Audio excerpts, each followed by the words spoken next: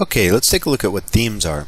Themes are a way to customize the look and feel of your installer to create a different type of user experience. For example, you could brand your installers, or you can add art to your installers, or so on and so forth. So you're not getting the default installer graphic that's provided just by the manufacturer.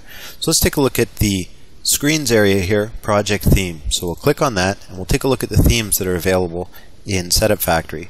Now these are the default themes, and as you'll learn later on, there's other ways to get more themes. But for the purposes of this tutorial, we'll just take a look at these default ones. For example, if we click on CD-ROM and then let go, you can see that the theme in the preview window here has changed.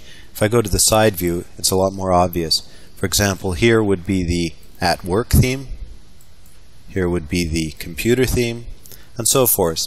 As you can see, there's a wide variety of professional themes included that you can just go ahead and dial up and use in your installers. And as you can see, they all come with a top image, a side image, and optionally some of them come with background images that you can use inside the themes folder. So let's take a look at that now. I'm going to go ahead and back out of this screen and just minimize Setup Factory, and we're going to go ahead into the Programs folder. We'll go into our Setup Factory 7.0 folder, and we'll take a look at the Themes folder.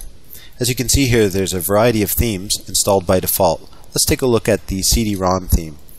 You can see here that the theme is comprised of these 4 images and an XML file. Now in this particular case, as I mentioned, the background images are optional. I'll go ahead and open them up here in my image viewer. You can see that these come with the CD-ROM theme, and they sort of round that theme out. You didn't see these in the default theme that was in Setup Factory because actually these background images are optional. The 2 that you saw in Setup Factory were the top image, that's this 111 by 63 image, and the side image, that's this 166 by 312 image. So strictly speaking, those are the only 2 images you need in order to create a theme. The XML file simply describes your font preferences and your images, etc. So for example, inside this XML file you will find a reference to this image and to this image and so forth. We'll take a look at that, of course, in the building themes lesson. So suffice to say for now that this is what a theme is comprised of. And they sit in this themes folder, and when Setup Factory loads, it knows which themes are in here, and it goes ahead and it loads them into your themes menu.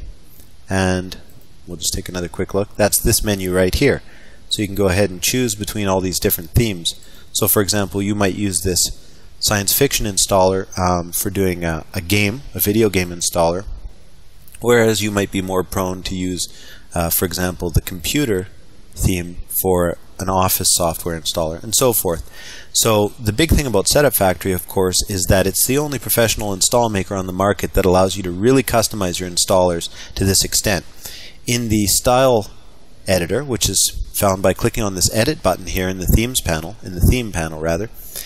you'll see here that there's complete control over all the different aspects of your theme. You can completely customize your fonts, your margins, where things are located, so on and so forth, the entire layout. So that's really amazing when you're trying to brand an installer, for example, or create a really unique customer experience. So that's themes. That's basically what they are. They're different visual image sets that you can apply to your installers quite easily here in Setup Factory. And as you can see, it only takes really 1 second to apply a theme to your installer.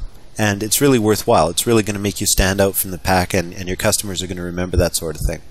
So that's the anatomy of a theme, and now let's go on to the next video lesson where we'll take a look at how we can quickly build our own custom themes.